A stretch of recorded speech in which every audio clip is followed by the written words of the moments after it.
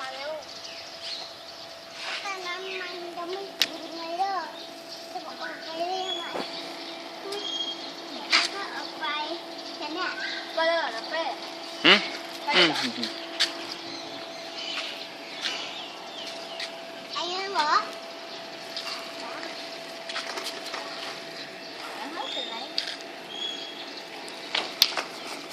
แล้วเป็นอะไรอ่ะ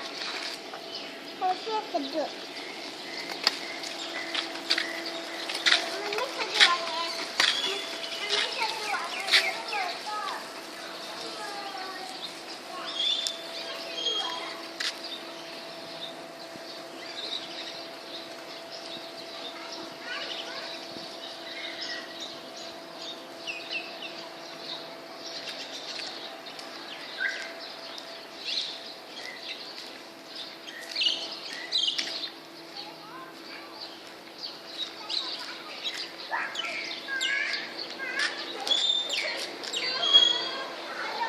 ลบ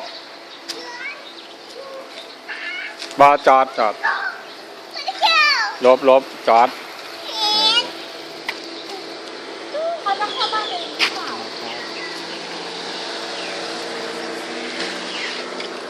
หมาไปไหนแล้วล่ะไปไหนแล้วล่ะหมาน่ะหมามันอยู่นู่น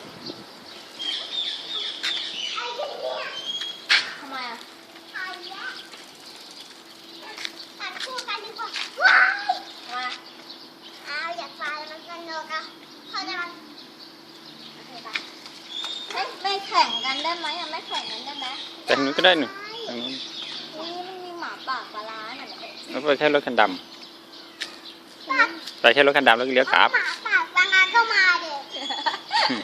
หมาปากบางงานก็ยังตามมาเนี่ยพี่ ก็เคยมีคนบอกว่าอุ้ยผีปากปลาร้าแล้วก็อีกคนนึงก็เลยถามว่าอยู่ร้านส้มตำเหรอ ไปไหนทางโน้นดีกว่าเนี่ย ตอนนั้นมันมีหมาจะไม่ได้ อย่า